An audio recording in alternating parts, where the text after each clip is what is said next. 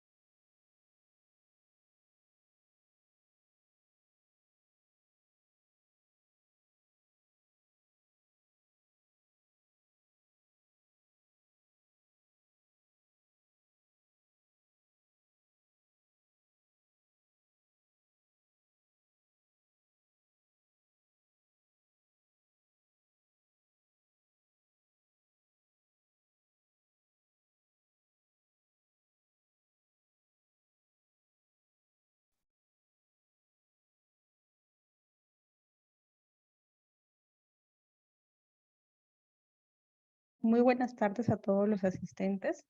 Sean bienvenidos a la ponencia programada para el día de hoy por parte de la Sociedad Científica de Estudiantes de Medicina de la Universidad Señor de Cipán, por medio de su Comité Permanente Académico, quien recientemente hizo lazos de convenio con el Grupo Biomédicos. Esperamos que esta ponencia sea con el fin de potenciar y mejorar el aprendizaje en nuestro pregrado. La ponencia será dirigida por el universitario Edgardo Vera Valdivieso. En estos momentos concedo la palabra al representante del grupo Biomédicos, quien hará presentación a su ponente y les dará la bienvenida. ¿Qué tal? Buenas tardes con todos. Bueno, en esta oportunidad somos del grupo Biomédicos. Le damos gracias a la señorita Evelyn. Bueno, este es un grupo dentro del cual venimos trabajando con, en este caso, con la SOCIEM de la Universidad Señor de Cipán. Así que nos complace en presentar lo que es el tema, en este caso de fisiología, del aparato respiratorio. Dentro de ello contamos con nuestro ponente, que es el universitario Edgardo Vera Valdivieso. Por ello, les doy el pase a Edgardo para que comience con lo que es fisiología del aparato respiratorio. Espero les guste el tema y disfruten.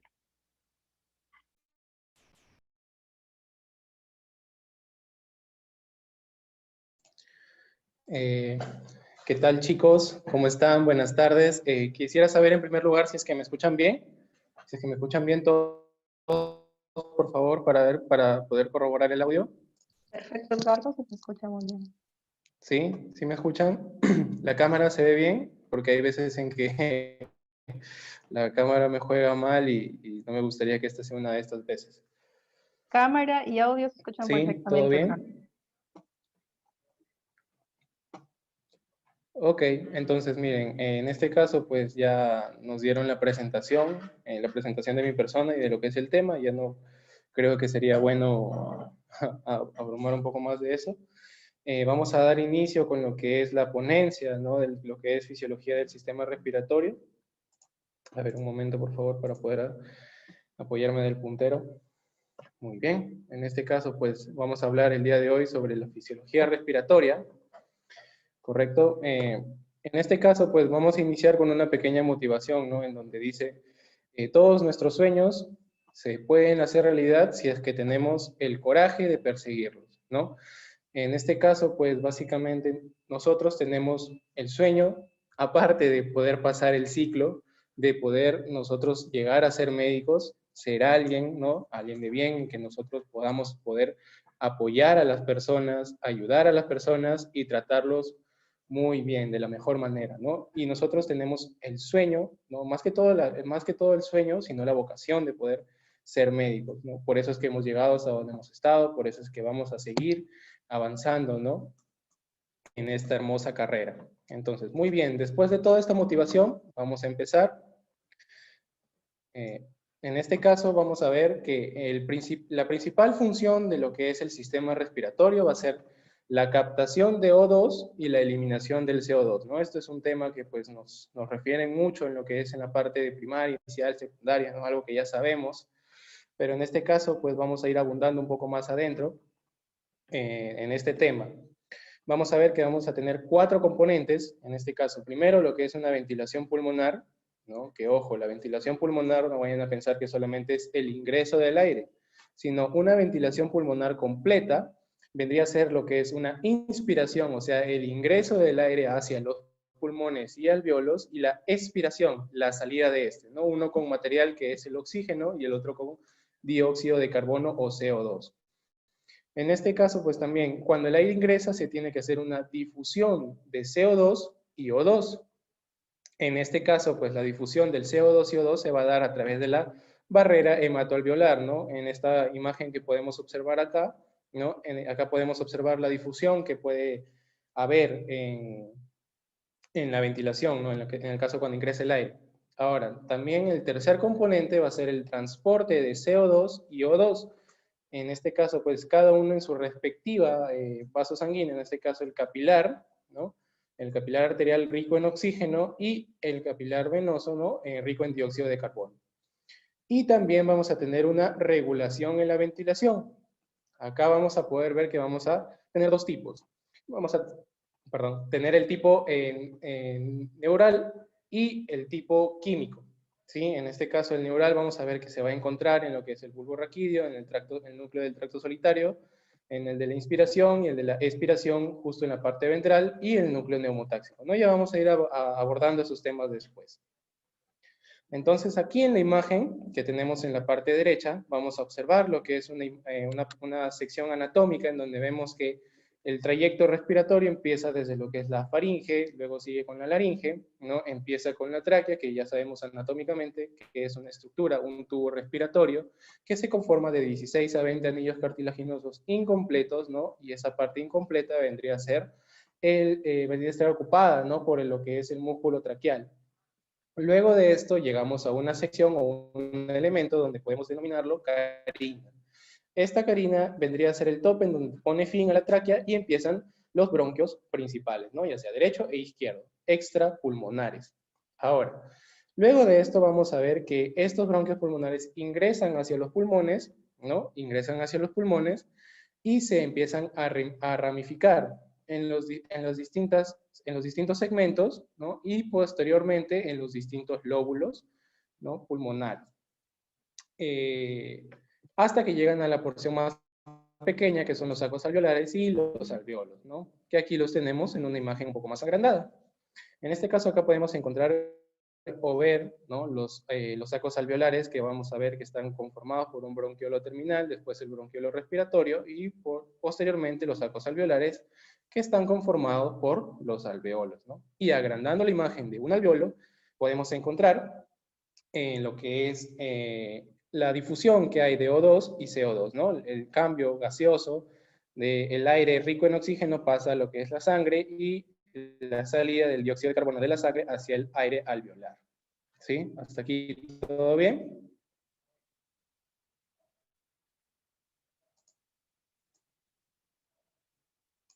Ok.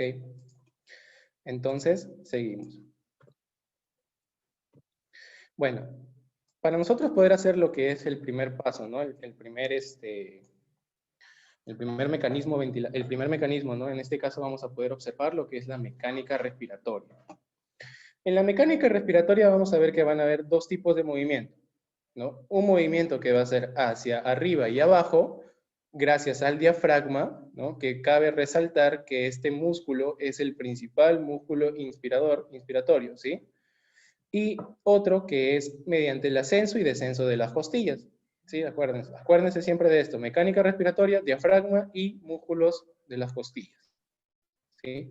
Y estos músculos de las costillas vamos a dividirlos en dos, en inspiratorios y expiratorios. Y a su vez, estos músculos inspiratorios y expiratorios se van a dividir en dos, se van a dividir en principales y accesorios, ¿no? En este caso, en los músculos de la inspiración principales vamos a encontrar lo que es el serrato anterior, ¿no? Y los intercostales externos, ¿ya? Intercostales externos y el serrato anterior.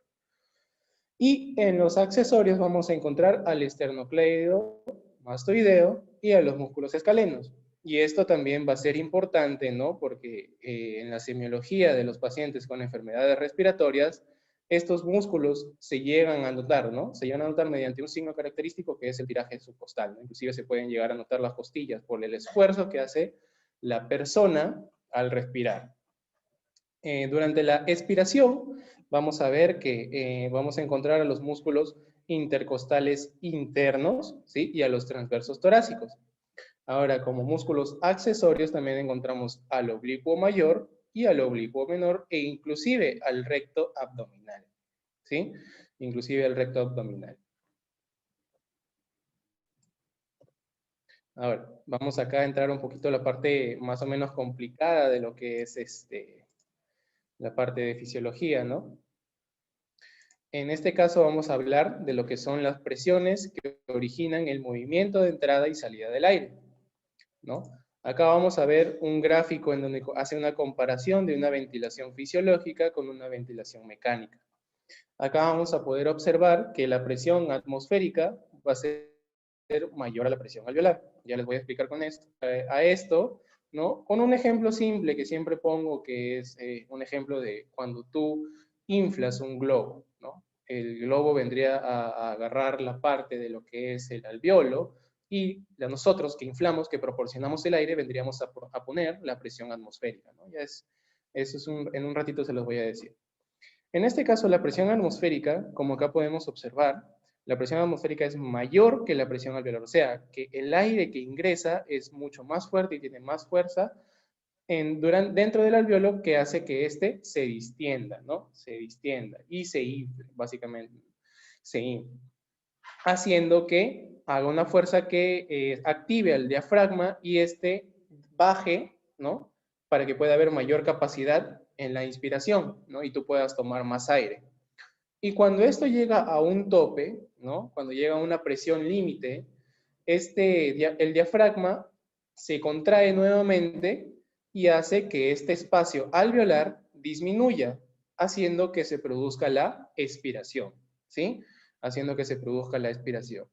En este caso, ya con una ventilación mecánica es un proceso un poco más complejo porque, bueno, acá hay una presión que no es una atmosférica, sino es una presión artificial que va a ser creada, que va a ser similar a la atmosférica, que obviamente va a tener que ser mayor a la presión alveolar, ¿no? Va a tener que ser mayor a la presión alveolar y va a cumplir o va a tener que cumplir la misma función.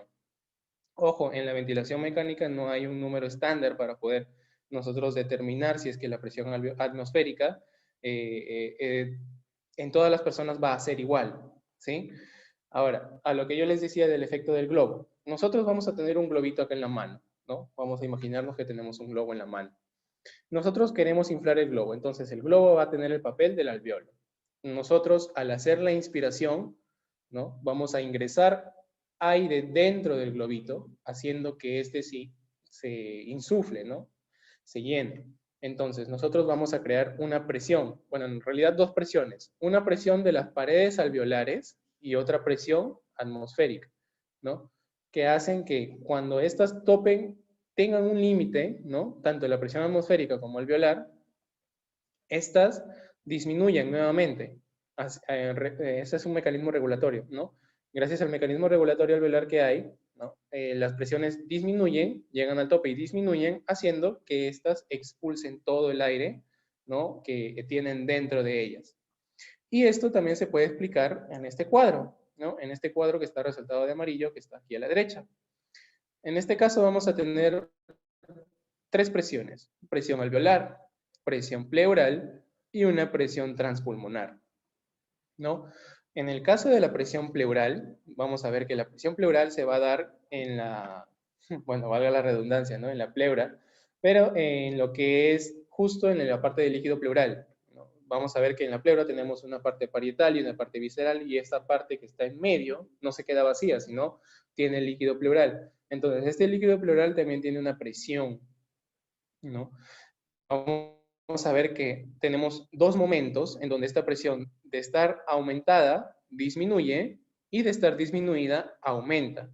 En este caso, como podrán observar, aquí abajo empieza aumentada la presión durante la inspiración y termina disminuida. Y como la expiración es un proceso continuo a este, ¿no? Continuo a este, empieza desde una presión disminuida hacia una presión aumentada. En este caso, las presiones correspondientes vendrían a ser entre -5, ¿no?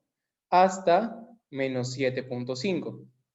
O sea, desde el inicio de la inspiración empieza de -5 y al final de la expiración termina con -7.5. Y al inicio de la expiración empieza con -7.5 y termina con -5. ¿Sí? Con -5. En este caso, pues, esto podría explicarse que mientras nosotros ingerimos, bueno, ingresamos más aire, ¿no? Ingresamos más aire a los alveolos, estas presiones van disminuyendo. ¿Por qué? Porque el alveolo tiene que distenderse, ¿no? Y con una presión aumentada no lo va a lograr hacer. Entonces, el alveolo automáticamente empieza a distenderse, ¿no? Se distiende, se distiende, se distiende, hasta que llega a un tope que es el -7.5 y empieza nuevamente a contraerse, ¿no? En este caso, pues la pleura empieza nuevamente a contraerse y hace la presión pleural. Y lo mismo pasa en la presión alveolar. El mismo mecanismo es, solo lo único que cambia son el número de presiones, ¿sí? El número de presiones, que en la presión alveolar empieza con menos 1 y termina con +1, ¿no? Y en la expiración empieza con +1 y termina con -1, ¿sí? Lo mismo es en la presión alveolar. Ahora, ustedes dirán, ya sabemos presión alveolar, presión pleural, pero ¿qué es la presión transpulmonar? La presión transpulmonar no es nada más ni nada menos que la diferencia entre estas dos presiones. Ya posteriormente vamos a ver, ¿no? Vamos a observar a qué se refiere esta presión transpulmonar. Básicamente, la presión transpulmonar vendría a ser la diferencia entre la presión alveolar y la presión pleural, ¿no? Que hace que con el aumento de presión, ya sea alveolar o pleural, hay un aumento de capacidad aérea, o sea, capacidad en donde nosotros logramos incorporar más aire a nuestros pulmones, ¿no? Ya esto se va a entender poco a poco. Ahora, en el gráfico que podemos observar arriba, ¿no? Tenemos lo que es un gráfico de volumen pulmonar, que es, podemos decir que el volumen pulmonar vendría a ser inversamente proporcional a lo que es las presiones alveolares y las presiones pleurales, ¿no? Porque mientras la presión alveolar disminuye, ¿no? Va disminuyendo, como lo podemos observar acá, tanto la pleural y alveolar disminuyen, el volumen pulmonar aumentan. ¿Por qué? Porque mientras menos presión en el alveolo y en la pleura hay, más distensión pulmonar hay. Y si hay más distensión pulmonar, nosotros vamos a poder captar más aire, ¿ya? Más aire. Y lo mismo pasa en este lado. Es inversamente proporcional a la parte, a la fase expiratoria, ¿no? De las presiones alveolar y pleural. Mientras más presión hay, tanto alveolar y pleural, menos volumen pulmonar va a haber, porque no van a poder, ingresar más aire a los pulmones, ¿no? No va a poder ingresar más aire a los pulmones. Entonces, me gustaría saber si es que todo esto está entendido con respecto a este gráfico, ¿sí? ¿Hay alguna duda o alguna pregunta que ustedes tengan?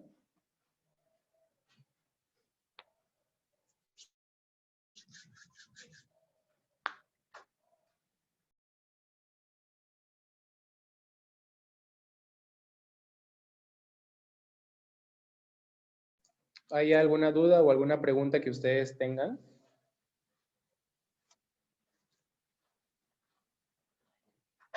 ¿Todo entendido entonces, chicos?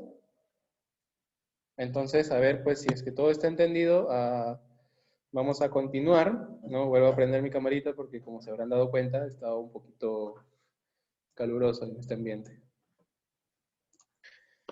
A ver, acá en este gráfico nuevo que tenemos, vamos a poder observar lo que es el gráfico de la distensibilidad pulmonar. En este caso, el gráfico de la distensibilidad pulmonar va de la mano, con este gráfico de acá atrás, ¿no? Que vimos anteriormente, ya que este gráfico nos muestra cuán distensible o cuánta capacidad de expansión tiene un pulmón, ¿no? Acá podemos ver que la distensibilidad pulmonar es el volumen en que los pulmones se expanden en cada aumento unitario de presión transpulmonar. Y aquí es donde viene a entrar esta presión. Si se dan cuenta ustedes en el gráfico que podemos encontrar acá, ¿no? El gráfico que podemos ver aquí, hay un espacio, ¿no? Que se genera. En este caso, la diferencia entre estas dos presiones será la presión transpulmonar. Entonces, mientras este espacio aumente, ¿no? Aumente un centímetro de agua más o menos, va a aumentar o disminuir en 200 mililitros la capacidad pulmonar, ¿sí? O sea, mientras más grande sea este cuadrito que está aquí, ¿no? Va a indicarnos una mayor capacidad, ¿no? Pulmonar. Pero mientras más disminuido esté, nos va a indicar una menor capacidad pulmonar. En este caso, si es que ustedes pueden ver la ligera diferencia que hay durante la inspiración y durante la expiración en los tamaños. Miren, acá podemos ver una presión transpulmonar mucho más grande, ¿no? Gracias a la disminución de las presiones y gracias al aumento del volumen pulmonar. Pero en la expiración vemos una disminución, creo yo, notable, ¿no? Gracias a que se pierde el volumen pulmonar, gracias al aumento de la presión alveolar y pleural, ¿no? En este caso, pues un pulmón sano tiene una distensibilidad pulmonar de 200 mililitros de aire por cada centímetro de agua, de presión transpulmonar. Que eso significa que por cada aumento de presión transpulmonar, ¿no? El pulmón va a tener una capacidad, va a tener más 200 de capacidad pulmonar. Si un volumen corriente es de 500, ¿no? Y esta presión transpulmonar aumenta, ya no van a tener 500, sino que la ley de distensibilidad pulmonar nos dice que por cada centímetro de agua aumenta 200 mililitros, ¿no?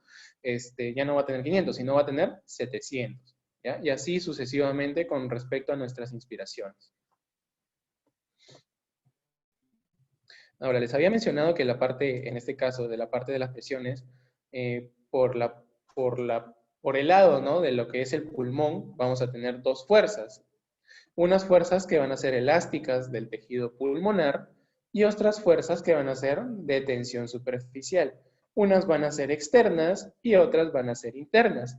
En este caso, las fuerzas externas van a ser las del tejido pulmonar, en este caso, pues, son las fibras de elastina y colágeno, ¿no? Las que van a dar una presión con respecto a la insuflación o a la distensión del alveolo, ¿no?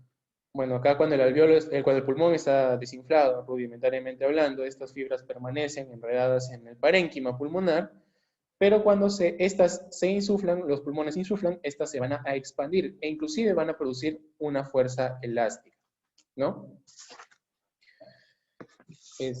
Y bueno, tenemos las fuerzas de tensión superficial, ¿no? Estas fuerzas de tensión superficial, como les había mencionado, son fuerzas que están dentro del alveolo y van a estar producidas, ¿no?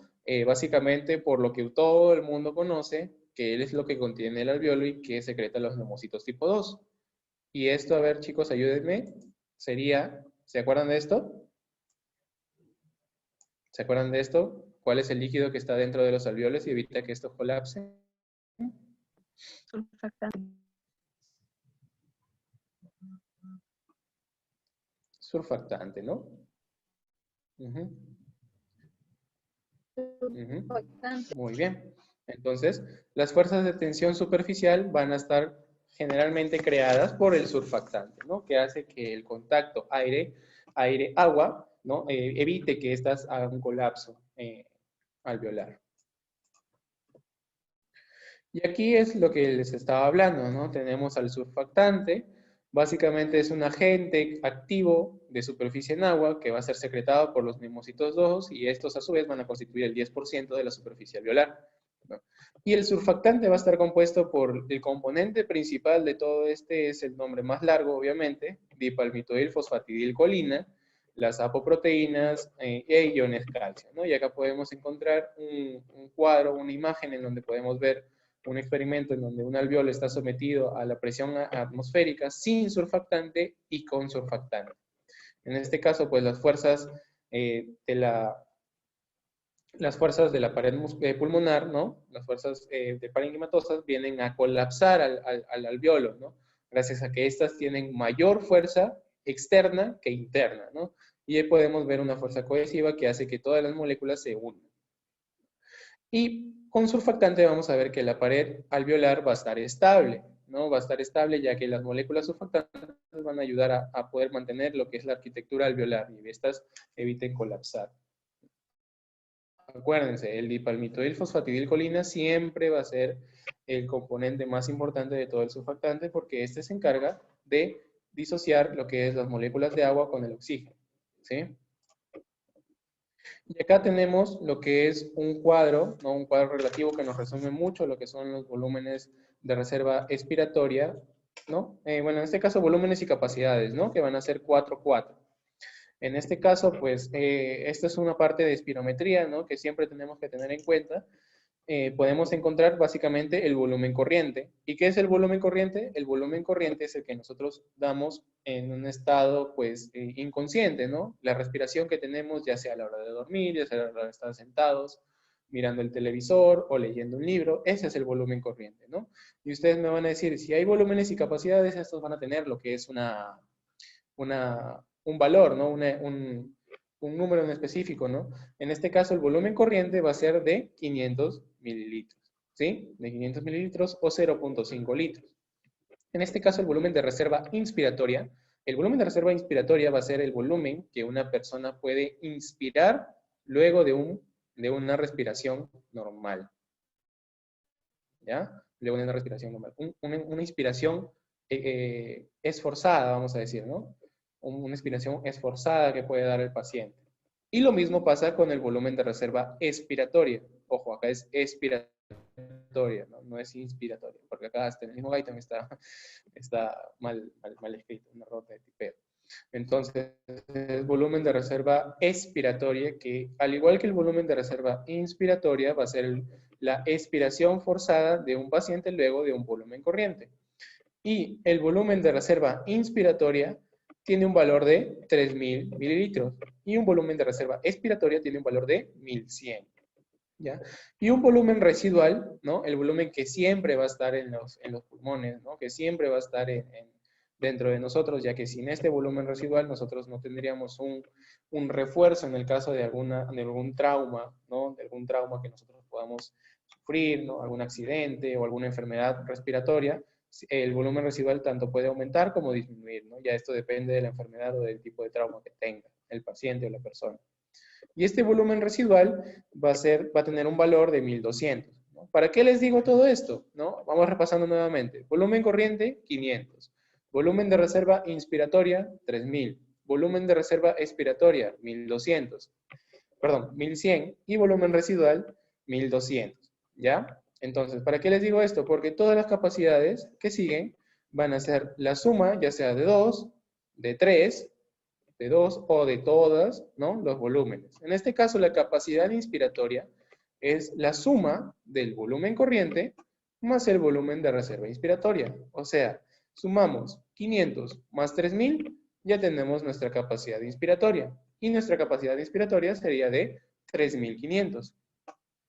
La capacidad vital, ¿no? La capacidad vital vendría a ser la suma de la capacidad inspiratoria más el volumen de reserva expiratorio. Pero si no me estás diciendo que la capacidad inspiratoria no tiene nada que ver con la suma de... No, entonces, un poco más fácil. Podemos ver la suma del volumen corriente más la suma del volumen de reserva inspiratoria, que es la capacidad inspiratoria, ¿no? Más el volumen de reserva expiratorio. Y nos da la capacidad vital. ¿no? Y sumando todo esto, 3.000 más 500, 3.500. Más 1.100, ¿cuánto sería? Sería 4.600, ¿no? La capacidad vital sería 4.600.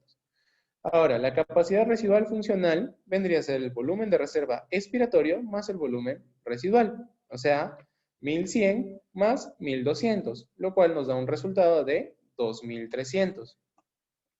Y la capacidad pulmonar total vendría a ser la suma de todos los volúmenes, o si es que se les desea hacer un poco más fácil, podemos sumar capacidad inspiratoria más capacidad residual funcional, ¿no? Lo cual nos va a dar, ¿cuánto nos daría? A ver, sabiendo los valores que tenemos.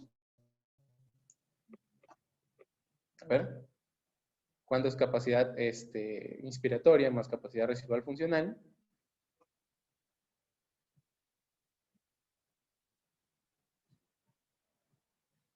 $5.800 mililitros.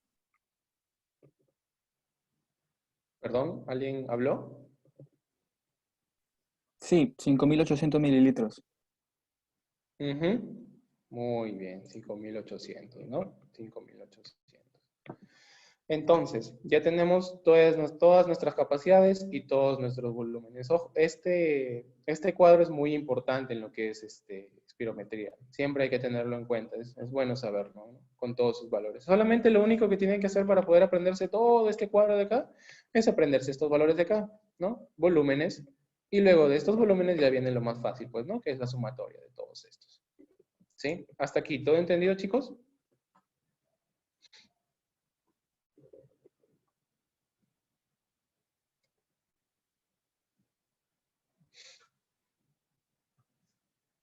Ok. Entonces, vamos a seguir. Ahora, con lo que es la circulación pulmonar, ¿no? Circulación pulmonar, en este caso vamos a presentar dos tipos, una nutricia y otra funcional. En este caso, la nutricia va a estar dada por una circulación de bajo flujo y alta presión, ¿no? Que hace alusión a la circulación sistémica con sangre arterial. Y esto se da gracias a ¿quiénes? A las arterias bronquiales, ¿ya?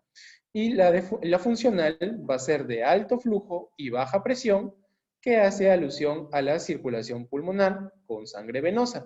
Y se da gracias a quienes, a las arterias pulmonares. Ojo, esto es importante también.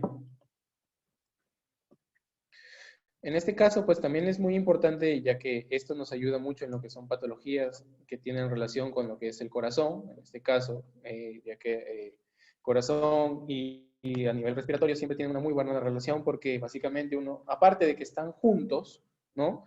Aparte de que anatómicamente están prácticamente juntos, también comparten lo que es el riego arterial, ¿no? En este caso, gracias a las arterias pulmonares. En este caso, el volumen de sangre de los pulmones va a ser de 450 mililitros, o sea, aproximadamente 9% de la volemia total. Y de todos estos 450 mililitros, 70 de ellos van a estar dentro de los capilares pulmonares, ¿ya? Y también vamos a tener presiones. En este caso, la presión sistólica en el ventrículo derecho, ojo, porque si nosotros estamos hablando de arterias pulmonares, tenemos que partir del ventrículo derecho, ¿no es cierto? Porque en el ventrículo derecho llega la sangre poco oxigenada, ¿no? De las venas cavas. Entonces, empezamos aquí, ventrículo derecho. En el ventrículo derecho de un ser humano normal, en promedio es en la presión sistólica 25 milímetros de mercurio. Y la diastólica vendría a ser entre 0 a 1, ¿no? En la arteria pulmonar, en la presión sistólica vamos a tener que es 25 milímetros de mercurio también, y en la diastólica va a ser de 8. Y la presión arterial media, ¿no? Va a ser 15 milímetros de mercurio, ¿no?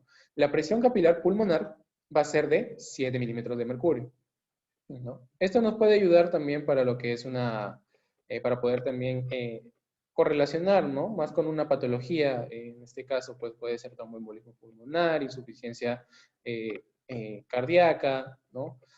Muchas otras patologías que pueden tener una relación directa y una afectación directa con lo que son las presiones, ya sea sistólica y diastólica, ¿no? Y a esto también tenemos que agregarle el flujo sanguíneo a través de los pulmones. No sé si ustedes alguna vez habrán escuchado hablar de las famosas zonas de West, ¿no? Las zonas de West, que las tenemos aquí graficadas en este lado.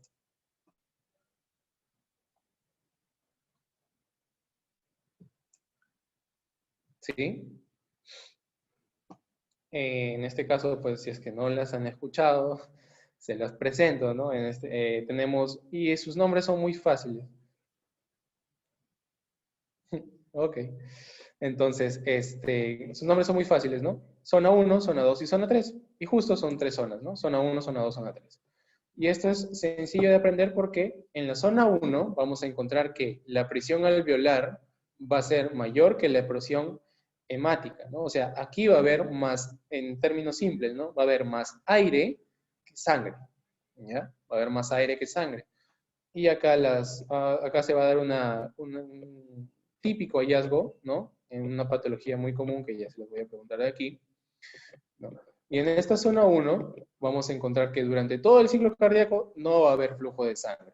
No hay flujo de sangre, así que es por demás, ¿sí? Y este también va a ser el denominado espacio muerto fisiológico. Ojo, tenemos espacio muerto anatómico, que sería todo el trayecto antes de ingresar al pulmón, y tenemos el espacio muerto fisiológico, que ya sabemos ahora que es la zona 1 de West, ¿no? O sea, la parte apical del pulmón.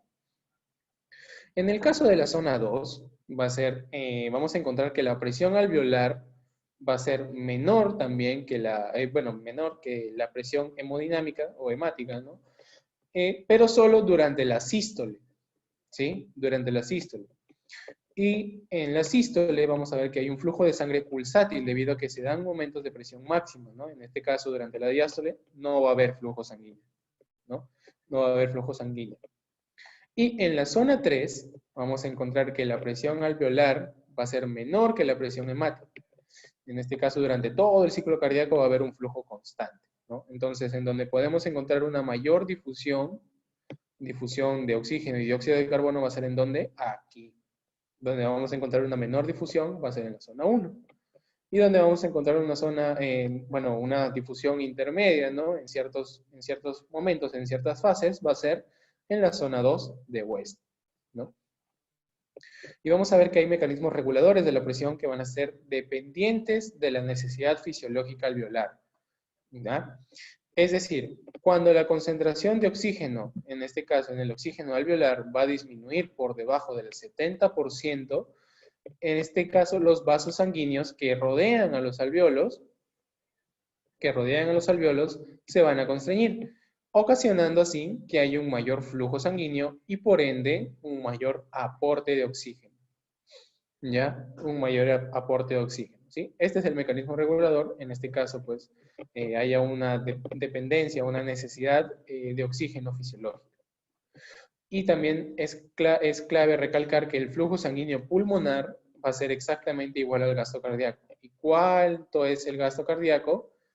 5.000 mililitros por minuto o 5 litros, ¿no? Hay distintas literaturas que tienen un parámetro, ¿no? Entre 4.5 a 5.5, otras que dicen 5, otras que dicen 6, pero básicamente pues se toma el rango referencial que es 5 litros por minuto o 5.000 mililitros por minuto.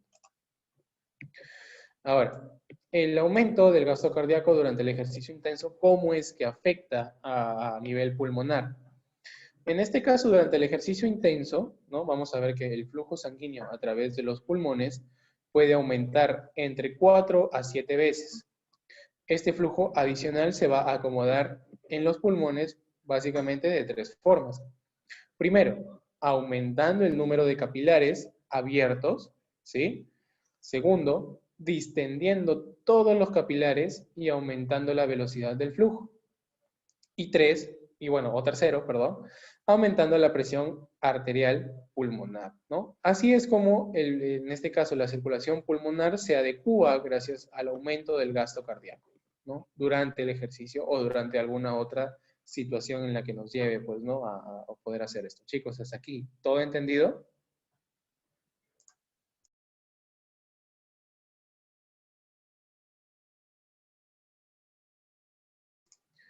¿Alguna pregunta que ustedes deseen hacer?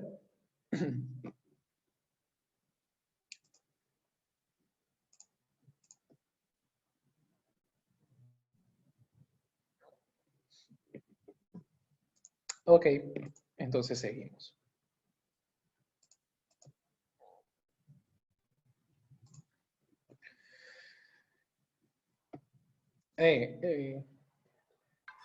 Sí, aquí puedo observar el chat. Mira, me dicen cuál es la literatura que uso. En este caso, la literatura que estoy usando es de Fisiología de Guyton y Hall, ¿no? 13ª edición, y también el libro de Linda Constanzo, ¿no? Las dos literaturas.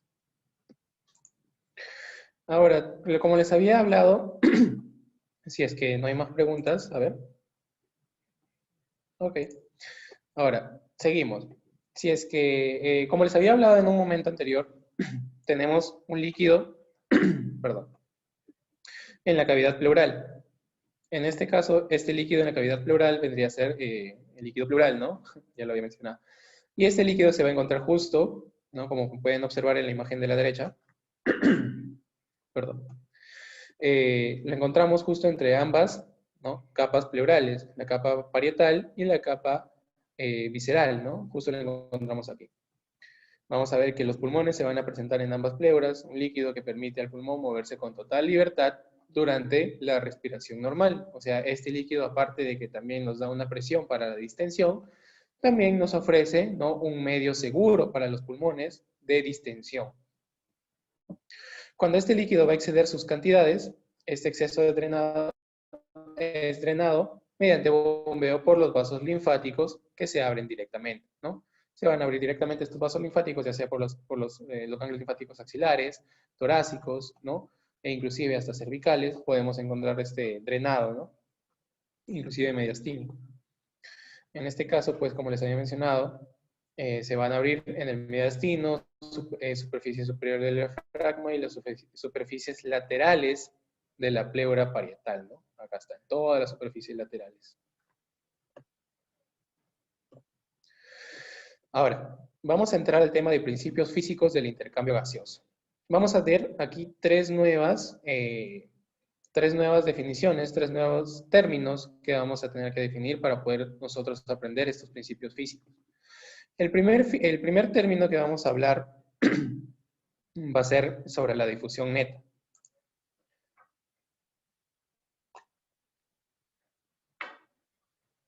Perdón, va a ser sobre la difusión neta. En este caso, la difusión neta va a ser, vamos a ponerlo así. A ver, voy a ver si es que puedo a ver, dibujar. Sí, creo que sí. ¿Sí? ¿Lo ven? Ok, vamos a ver. Tenemos unas partículas aquí. Y estas partículas necesitan pasar a este lado, ¿no? Tienen que pasar a este lado. Entonces, la cantidad de difusión que pasen a través de la membrana, ¿no? La cantidad de moléculas, perdón, que pasen a través de la membrana, vendría a denominarse como difusión neta, ¿no? Si, por ejemplo, de estas, a ver, 1, 2, 3, 4, 5, 6, 7, 8, 9, 10, 11 moléculas, solamente pasan 10, vamos a decir que la cantidad de difusión neta, ¿no? O sea, la cantidad de difusión máxima de esta molécula en específico, de esta partícula en específico, va a ser de 10 moléculas, ¿no? Va a ser de 10 moléculas. Y así es como tenemos una difusión neta. Ahora, tenemos que también definir lo que es presión y una presión parcial, que obviamente no son lo mismo, ¿sí? No son lo mismo. En este caso, la presión va a estar producida por los múltiples impactos de partículas en movimiento en contra de una superficie. O sea, a ver si voy a dibujar nuevamente. Si es que nosotros tenemos, ¿no? Vamos a dibujar un capilar, una arteria. A ver, a ver. Vamos a dibujar una arteria. En donde acá tenemos a los glóbulos rojos, ¿no?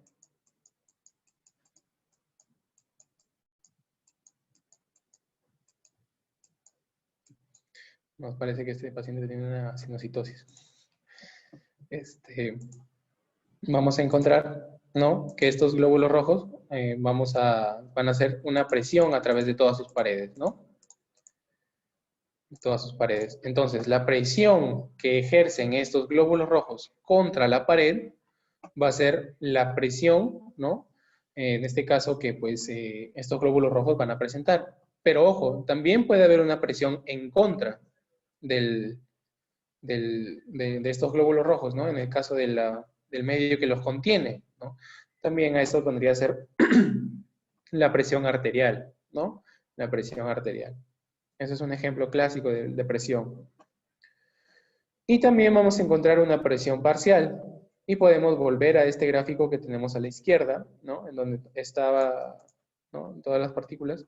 En este caso, este gráfico va a ser de la composición del aire, ¿no? Del aire. En este caso, el aire se va a constituir, ¿no? de un 21%, de oxígeno y un 79% de nitrógeno. ¿Sí? De nitrógeno.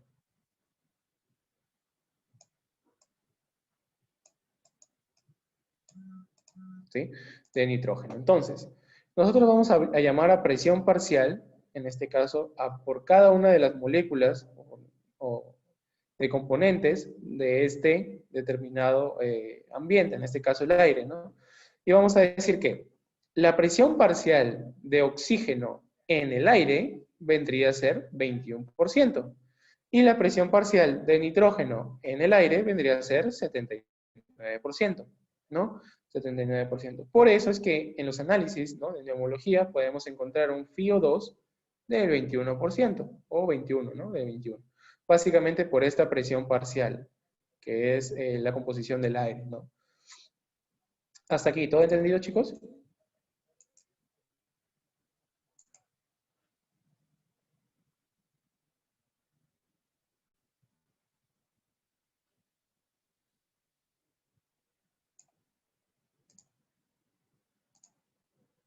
Ok.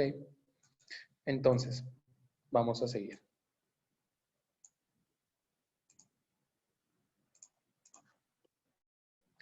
Y ahora, tenemos este gráfico, ¿no? Que nos puede mostrar una composición del aire alveolar y el aire atmosférico. En este caso vamos a marcar la composición del aire a través de todo el trayecto pulmonar, ¿sí? De todo el trayecto pulmonar. En este caso vamos a empezar con el aire atmosférico, que vemos que vamos a medirlo en milímetros de mercurio, que en la presión de oxígeno, vamos a tomar en este caso esta hilera nomás, ¿ya? Que es la presión del oxígeno.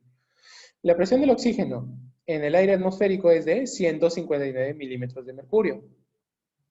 Pero cuando acá dice aire humidificado, ¿pero por qué me dice aire humidificado? Porque nosotros, a través de todo el espacio muerto anatómico, este aire atmosférico no ingresa con esta presión. Y aparte, este aire atmosférico es seco, ¿no? Es seco y caliente. Entonces, bueno, y frío, perdón. Y se tiene que calentar y humidificar, ¿no? Se agregan moléculas de agua a este aire. Entonces, esta presión va a disminuir, que es ahora 149 milímetros de mercurio, ¿no? Este aire humidificado. Esto es durante todo el trayecto del espacio muerto anatómico. Y ahora, el aire alveolar, o sea, ya cuando llega a los alveolos, ya está lo suficientemente humidificado, ¿no? Ya tiene las moléculas de oxígeno necesarias para que pueda ingresar al alveolo, ¿no? Vamos a encontrar que el oxígeno tiene una presión de 104 milímetros de mercurio, ¿no? Y así es como lo vamos a poder observar en los gráficos próximos, ¿no? 104 milímetros de mercurio. Acuérdense de esto. En el aire alveolar, la presión de oxígeno es 104 milímetros de mercurio. Y en la presión de CO2, acá sí ya lo vamos a tocar, en la presión de CO2, el aire alveolar es de, en el aire alveolar, perdón, es de 40 milímetros de mercurio. Y aquí pues, ya podemos hacer un gráfico inclusive sistemático desde lo que es el trayecto alveolar hasta lo que es el tejido diana, ¿no? O el tejido tiso, o el tejido que requiere el oxígeno, ¿verdad? ¿No? Y cuando ya nosotros expiramos este aire alveolar, vamos a decir que en la presión de en la presión de oxígeno vamos a encontrar que es con 120 milímetros de mercurio. Y la presión de CO2 es de 27. Pero ustedes me van a decir, Edgardo, pero se supone que el aire está disminuyendo desde lo que es el trayecto atmosférico hasta el aire alveolar. ¿Por qué en el aire expirado vamos a encontrar más presión que cuando ingresa? Esta respuesta es muy fácil. ¿Por qué? Porque según, bueno, en este caso, los experimentos que se han dado cuando en pacientes, pues, ¿no? En espirometría, podemos ver que de todo este 100%, vamos a decir que el 104 es el 100% del aire alveolar, no todo el 100% se elimina, sino solamente una pequeña fracción, ¿no? Una pequeña fracción. Y básicamente este aire expirado va a tener una fracción pequeña de oxígeno, ¿no? Y una fracción más grande de dióxido de carbono. Básicamente los estudios revelan que pues a 16 respiraciones, ¿no? A 16 respiraciones, después del primer aire inspirado, vamos a tener un aire alveolar completamente nuevo, ¿sí? O sea que el aire alveolar se va a expirar poco a poco, gradualmente, sección por sección. No se va a expirar completamente, ¿no? Ni de porrazo. Entonces, así es como tenemos este cuadro. Y también vamos a observar lo que es la concentración y presión parcial de O2 y CO2 en los alveolos. ¿Sí? En este caso acá me he tomado la molestia de juntarlos a los dos porque básicamente los dos son inversos, ¿no? Si uno entra más, el otro tiene que salir más. Si uno sale más, el otro tiene que entrar más. En este caso, pues, la concentración de O2 en los alveolos y la presión parcial está controlada por dos cosas. La velocidad de absorción de O2 hacia la sangre, o sea, la cantidad de oxígeno que ingresa de los alveolos a la sangre, y la velocidad de entrada del oxígeno nuevo, o sea, del aire atmosférico, hacia los alveolos, ¿no? Depende de estas dos para poder nosotros ver si es que tenemos una concentración tanto aumentada o disminuida. En este caso, si es que nosotros tuviéramos una concentración elevada de oxígeno en los alveolos, ¿sería normal o patológico? Muy elevada. ¿Sería normal o patológico?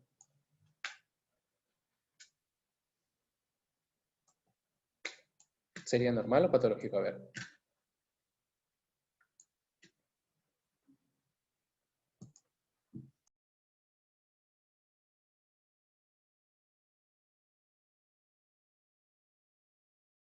Claro, en este caso, sabiendo que, a ver,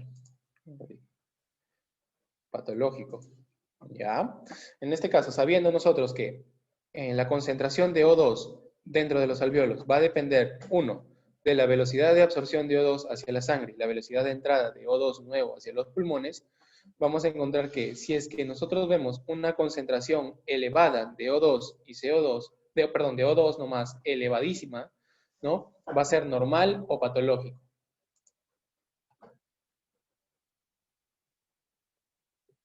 Patológico, ¿no es cierto? En este caso, pues nos estaría indicando que tanto puede haber un problema en lo que es la difusión de oxígeno hacia la sangre o un problema, ¿no? En donde la distensibilidad pulmonar está implicada también, ¿no? Por ejemplo, puede haber un problema a nivel en tromboembolismo, ¿no? Que en este caso, pues las vénulas se tapan, ¿no? Se tapan, se obliteran gracias a los coágulos que se forman, ¿no? Y esto evita que haya, y esto hace que haya un menor riego sanguíneo funcional, ¿no? Y hace que haya una menor absorción o bueno, en este caso difusión de O2 de los alvéolos a la sangre. Y en este caso, pues puede también ser patológico en la velocidad de entrada por una fibrosis pulmonar, ¿no? Ya que esta también compromete la distensibilidad de los pulmones. Y si es que en el O2 también funciona así, en el CO2, ¿por qué no? En la presión parcial de CO2, alveolar aumenta en proporción directa a la velocidad de excreción de O2. ¿Ya? O sea, de CO2. Mientras más CO2 sale, va a aumentar la presión de CO2, ¿no? Alveolar. Y la presión de CO2 alveolar va a disminuir en proporción inversa a la ventilación. O sea, mientras más aire rico en oxígeno ingrese, menor cantidad o menor presión de CO2 vamos a encontrar dentro de los alveolos. Chicos, ¿hasta aquí todo entendido?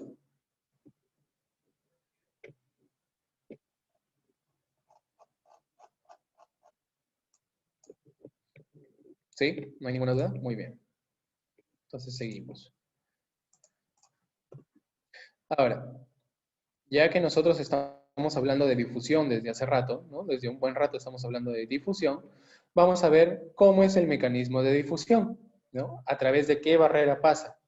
En este caso acá les presento lo que es la barrera hematoalveolar, ¿no? La barrera hematoalveolar que también es una fuente importante para poder nosotros analizar las ciertas patologías, ¿no? En este caso, como ya lo había mencionado, como una fibrosis pulmonar, que en este caso el espacio intersticial se engrosa a tal manera, ¿no? Y no solo el espacio intersticial, sino toda la parte celular, ya sea de endotelio o, bueno, básicamente la membrana basal alveolar, ¿no? Que están todos los neumocitos, ya sea tanto uno como dos, ¿no? Se lesionan y hay una regeneración, pero esta regeneración ya no va a ser de tejido alveolar, sino solamente va a ser de tejido conectivo cicatricial, ¿no? Y esto hace que evite la distensión alveolar.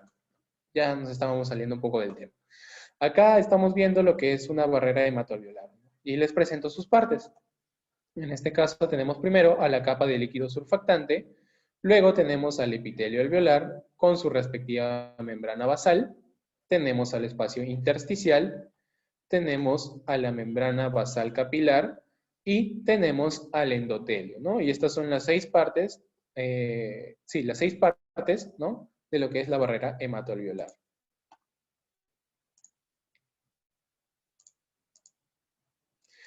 ¿No? Ahora, vamos a ver que hay factores que van a influir en la velocidad de difusión gaseosa a través de la membrana respiratoria, ¿no? Y estos factores van a ser, primero, el grosor de la membrana, ¿no? Si es muy gruesa, obviamente la difusión va a ser más lenta. El área superficial de la membrana, si es que tenemos una membrana más pequeña, va a poder difundir muy poco oxígeno, ya que a nivel capilar, ¿no? Tenemos en cuenta que también a nivel capilar el diámetro de este capilar solamente va a tener espacio para un eritrocito, ¿no? Solamente para un eritrocito. Tiene el espacio necesario para un eritrocito. Entonces, si nosotros tenemos un menor espacio o un área superficial de esta membrana, obviamente este eritrocito no se va a poder difundir bien de oxígeno, ¿no? Y va a tener un menor transporte de oxígeno. y el coeficiente de difusión y la diferencia de presión parcial, ¿no? Como ya habíamos hablado antes, las presiones parciales de oxígeno y CO2 van a estar aquí, ¿no? Y en este caso, pues depende de la necesidad fisiológica. Si encontramos más CO2 que O2, obviamente, vamos a hacer una expiración y la difusión de O2, perdón, y la difusión de CO2 va a estar disminuida. En este caso estamos hablando de la difusión del capilar hacia el alveolo, ¿no? Hacia el alveolo. Pero en el caso de que nosotros tengamos una cantidad mayor de oxígeno y menor de CO2 en el alveolo, entonces a nivel capilar se va a interpretar como nosotros tenemos que difundir más O2 y más CO2, lo cual podemos equilibrar tanto presiones parciales aquí como aquí, ¿sí? Lo mismo pasa acá. La sangre rica en CO2 o dióxido de carbono, ¿no? Va a tener la necesidad fisiológica de pasar de todo el CO2, ¿no? Al alveolo. Por eso es que se produce la difusión. Y también podemos observar el coeficiente de difusión, ¿no? Al coeficiente de difusión. En este caso, entre el oxígeno y el CO2, ¿cuál es más difundible? ¿Cuál es más rápido en difundirse? A ver.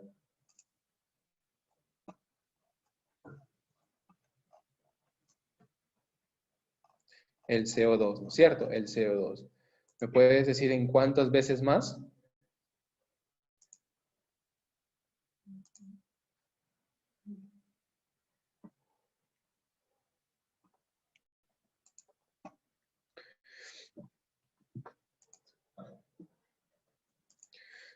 Bueno, la respuesta a esa pregunta sería que el CO2 se difunde 20 veces más que el oxígeno, ¿no? Y en términos simples te lo voy a poner así. El CO2, perdón, por cada oxígeno que difunde del alveolo al eritrocito, ¿no? Pasan 20 dióxidos de carbono del eritrocito al alveolo, ¿no? A eso me refiero con 20 veces más. Bueno, en este caso también influye en la velocidad, pues, ¿no? Y ahora, acá podemos ver la falta de transporte de oxígeno y dióxido de carbono en la sangre y los líquidos tisulares, ¿no? Acá vamos a ver, pues, ¿no? Una imagen en donde podemos ver las presiones parciales de O2 en sangre y las presiones parciales de CO2 en sangre. Y acá es donde podemos ya conglomerar toda nuestra información, ¿no? Toda la información que teníamos desde lo que es el capilar hasta, bueno, desde lo que es la barrera hematoalveolar hasta lo que es el tejido, ¿no? Acá voy a hacerles un gráfico en donde podemos tener al alveolo, ¿no? Tenemos al alveolo y acá tenemos, a ver, perdón, tenemos al capilar, ¿no?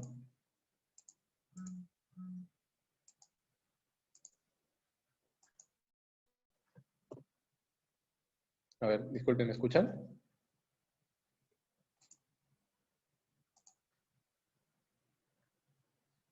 ¿Sí? ¿Sí me escuchan? Ah, ya, perdón, solo que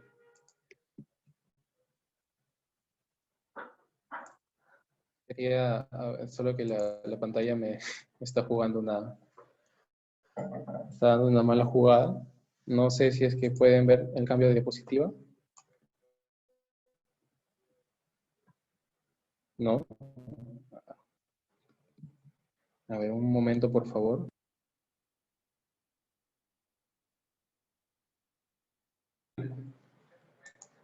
Sí, ya estoy, ya estoy. Sí, ya estamos. Nuevamente, disculpen, la pantalla me jugó un mal rato.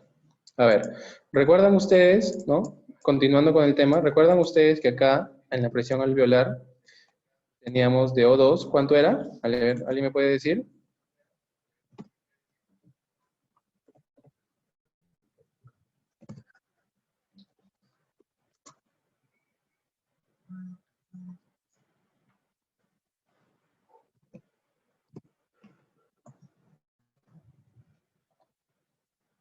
A ver. ¿Alguien me puede decir cuánto era la presión alveolar de O2? A ver, ¿lo recuerdan?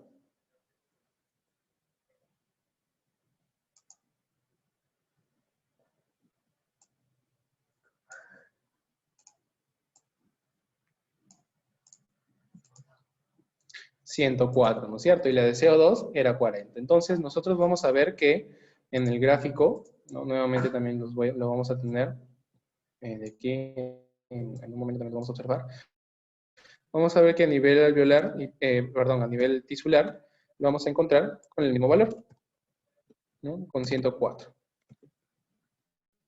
Lo que sí no sé es cómo disminuir la letra del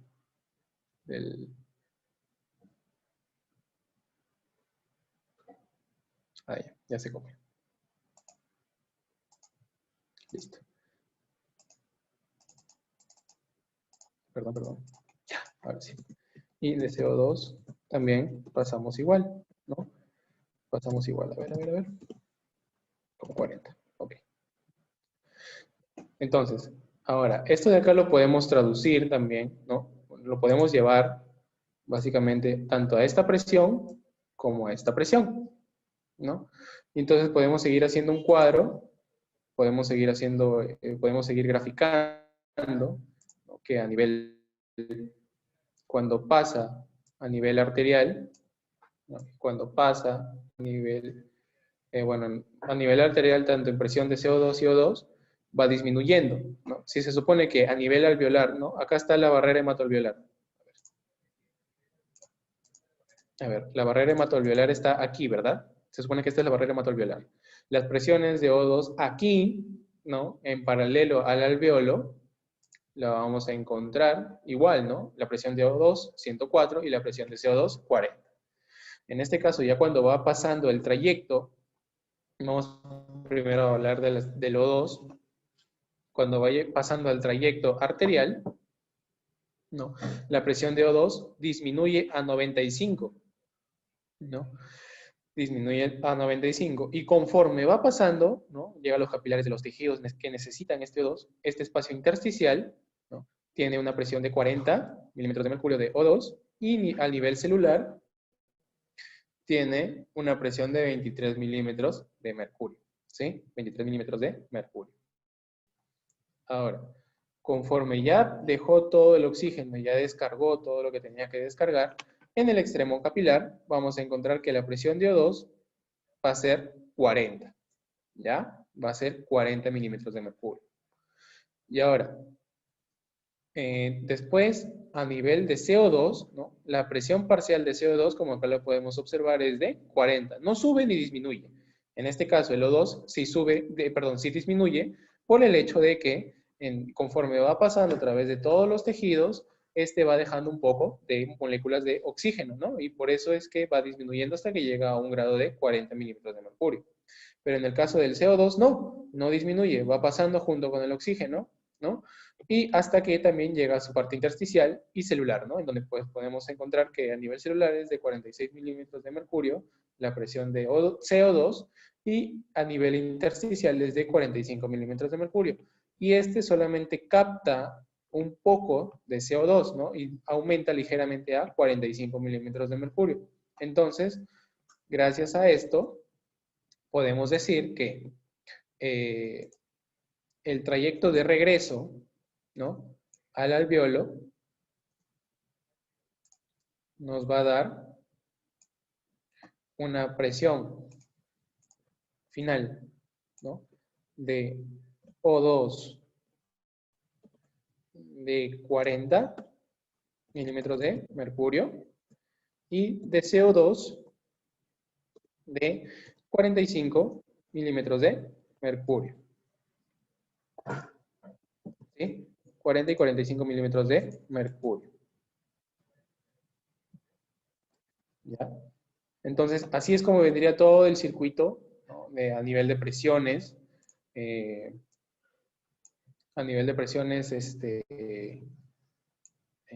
los capilares, ¿no? En las arterias.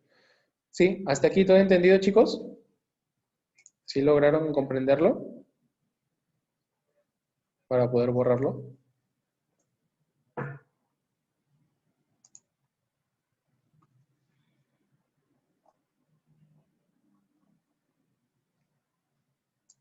Ok, entonces eso creo que significa que sí. Entonces vamos borrando poco a poco, muy bien, ya está. Seguimos. Y aquí está lo que les había mencionado, ¿no?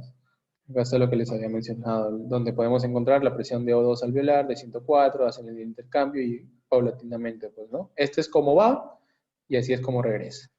Cómo va y así es como regresa, ¿no? Y bueno, lamento esta imagen muy nítida que tenemos acá a la derecha, es la representación del flujo de O2, ¿no? A nivel arterial y a nivel sanguíneo, a nivel venoso, perdón. Y tenemos esta famosa curva, ¿no? Esta famosa curva que es la curva de disociación de la hemoglobina. En este caso vamos a tener en cuenta que la curva de disociación puede tomar dos rumbos, tanto un rumbo hacia la derecha como un rumbo hacia la izquierda, ¿no? Ambos rumbos. En este caso, pues vamos a ver que cuando se desvía a la izquierda, ¿no? Vamos a tener un pH alto, ¿ya? Un pH alto. Vamos a tener una presión arterial de CO2 baja, una temperatura baja, ¿no? Y un 2,3 difosforoglicerina bajo. O sea, en este caso la de 2,3 difosforoglicerina vendría a ser una sustancia que nos ayuda, pues, ¿no? A los procesos metabólicos de generación de ATP, etc. Y la desviación a la derecha vendría a ser todo lo contrario. Si en la izquierda era pH alto, va a ser ahora a la derecha un pH bajo. Y lo mismo cambia, pues, ¿no? La presión arterial, ¿no? De CO2 va a ser alta, la temperatura va a ser alta y va a tener un 2,3 de fosfoglicerina alto, ¿no? Y esto, pues, también nos va a ayudar a poder identificar ciertas patologías, en este caso por acidosis o por alcalosis, ¿no? Ya van a ir encontrando ustedes, ya van a ir aprendiendo un poco más sobre esto, pero esto es lo único que les puedo adelantar hasta ahora, ¿no? Tienen que tener en cuenta bien esto, ¿no? Lo que es la curva de disociación de la hemoglobina. Y aquí, en esta imagen, podemos observar, ¿no?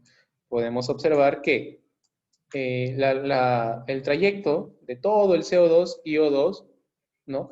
Esta es la barrera hematoalveolar, perdón, esta es la barrera del capilar, ¿no? Y acá está el tejido que necesita el O2. ¿Y cómo es el intercambio, ¿no? Entre el CO2 y el O2? En este caso, pues, cuando el glóbulo rojo llega al tejido que necesita el oxígeno, el CO2 automáticamente toma un trayecto hacia el glóbulo rojo. Entonces, el CO2 ingresa a la zona capilar arterial, ¿no? Y hace su ingreso al glóbulo rojo. En este caso, pues va a tomar dos vías. La primera y la única vía que, bueno, en este caso nos interesa, vendría a ser esta vía, ¿no? De la anhidrasa carbónica, en donde el CO2 se une con el agua, ¿no? Se une con el agua y forman la anhidrasa carbónica. Gracias a la anhidrasa carbónica forman el ácido carbónico, lo siento. Y este ácido carbónico se disocia en bicarbonato y en hidrógeno. Ahora, ¿qué hace este bicarbonato? Solamente se excreta, ¿no? Se excreta del glóbulo rojo hacia el torrente sanguíneo. ¿Y qué hace este hidrógeno? Este hidrógeno llega y se une a la hemoglobina, ¿no? Que en esta instancia está unida con el oxígeno, disocia esta unión y el hidrógeno se une a la hemoglobina y deja al oxígeno solo, haciendo que este oxígeno tome un trayecto hacia la célula, ¿no? Que necesita de esto, que necesita ser oxigenado. Y llegamos a lo que es la parte de regulación de la respiración. Aquí es donde pues ya vamos a encontrar a nivel del tallo cerebral, ¿no? Y a nivel químico también tenemos dos tipos de regulación de respiración a nivel del tallo cerebral gracias a estos núcleos que podemos encontrar aquí. Y a nivel químico gracias a las zonas básicamente pues de los sensores químicos que nos ayudan a detectar grandes aumentos o disminuciones de CO2 en sangre. Básicamente es CO2, no O2, ¿ya? CO2. Ahora, a nivel del tallo cerebral vamos a encontrar lo que es el grupo respiratorio dorsal, que básicamente se va a encargar de la inspiración, ¿sí? Básicamente se va a encargar de lo que es la inspiración. El grupo respiratorio ventral se va a encargar de lo que es la expiración, ¿sí? De la expiración. Y el centro neumotáxico va a medir la profundidad y la distensión pulmonar que nosotros tomemos en cada ventilación, ¿sí? En cada ventilación. Básicamente va a inhibir a este centro de la inspiración, ¿no? Pero antes que todo, vamos a hablar de lo que es la señal de una rampa inspiratoria, ¿no? Vamos a ver que vamos a encontrar que el flujo de aire que va ingresando, ¿no? En un principio, en una inspiración, vamos a tener el flujo que ingresa, ¿no? Aumenta en los pulmones y súbitamente se corta, ¿no? Se corta haciendo que básicamente el centro neumotáxico tenga su acción aquí y se pueda dar la expiración, ¿no? Se pueda dar la expiración. Y este flujo, obviamente, cuando se da la expiración, el ingreso de aire se corta, ¿no? Y disminuye, ¿no? El flujo va a disminuir hasta que, bueno, forma una señal en rampa, ¿no? En donde da la señal de inspiración y así sucesivamente, ¿sí? La señal de la rampa inspiratoria. También vamos a hablar de lo que es el reflejo de insuflación de Hering-Breuer. En este caso, el reflejo de insuflación de Hering-Breuer va a estar dado por receptores que van a estar localizados en las paredes de los bronquios y bronquiolos, ¿no? Y van a ser receptores netamente de distensión, que van a transmitir señales a través de los vagos, ¿no? En este caso, ambos vagos, tanto derecho como izquierdo, hacia el grupo respiratorio dorsal, ¿no?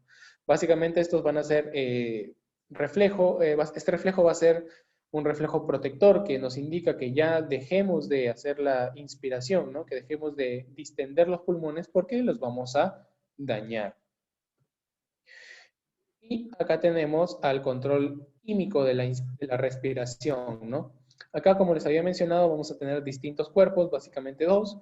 Los cuerpos carotídeos, que justo se van a encontrar en la bifurcación carotidia, y en los varoreceptores aórticos, ¿no?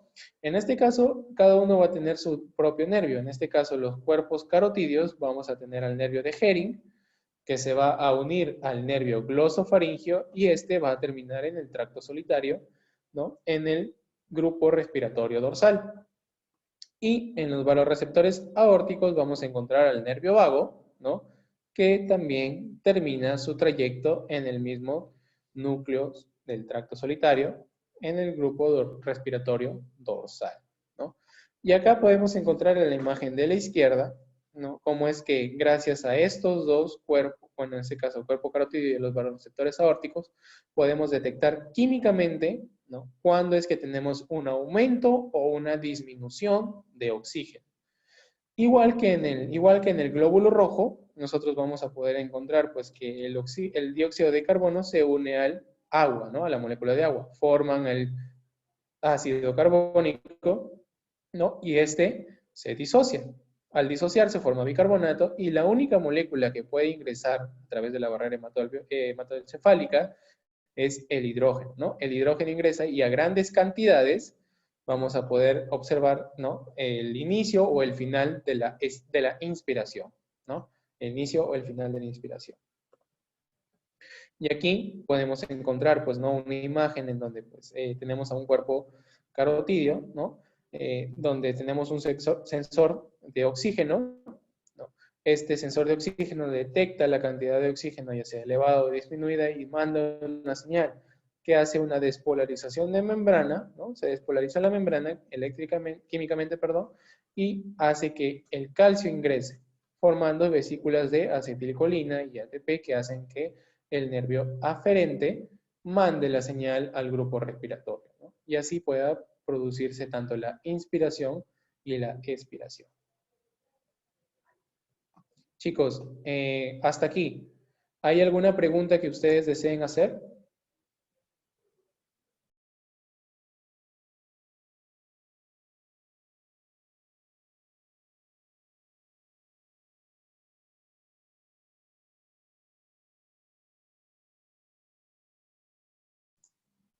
¿Todo quedó claro, chicos, hasta aquí? ¿Algo que deseen acotar o que repita?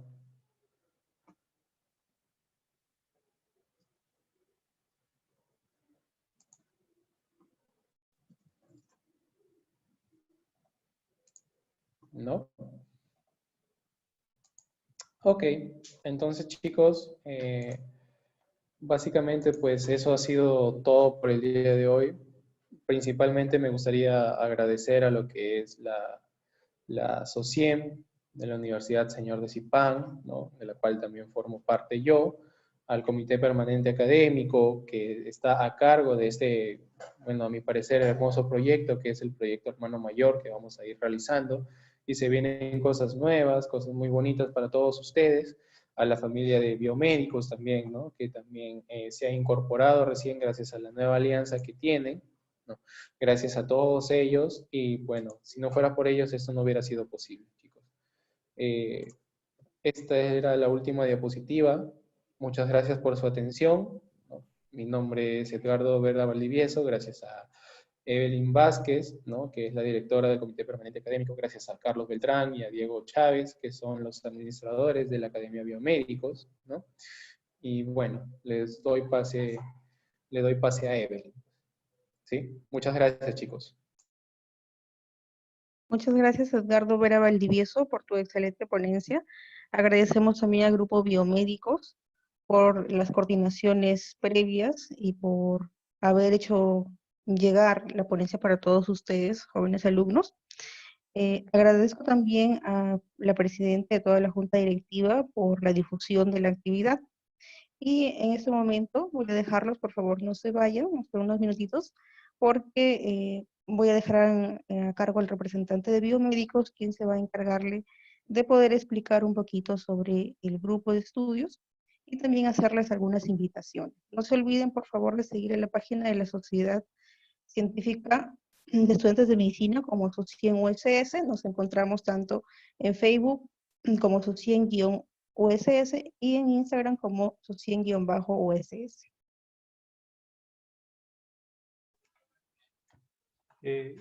Sí, bueno, buenas noches con todos. Mucho gusto. Muchas gracias, Evelyn. Muchas gracias, Edgardo Vera, por la ponencia de esta tarde-noche. Bien, quien les habla es Diego Montenegro, uno de los representantes de la Academia Biomédicos. En este caso, agradecer tanto a SOCIEN, a Edgardo por brindarnos su tiempo, y esperamos haya sido para ustedes esta ponencia de su total agrado.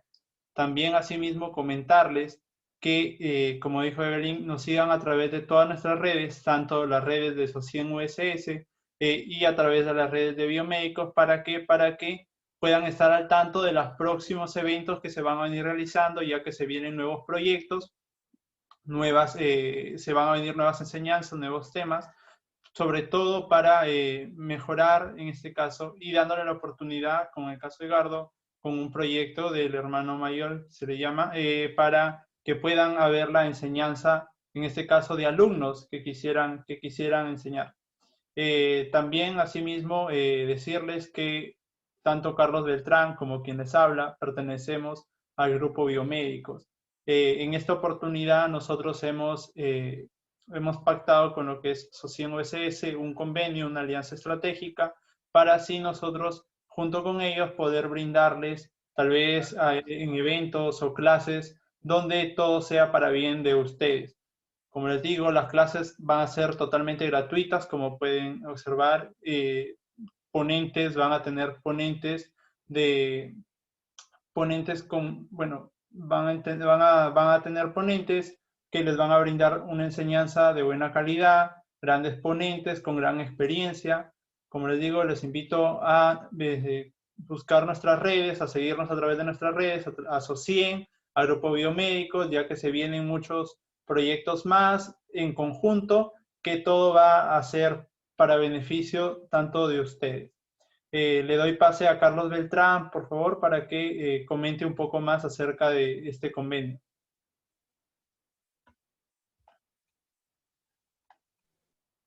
¿Qué tal?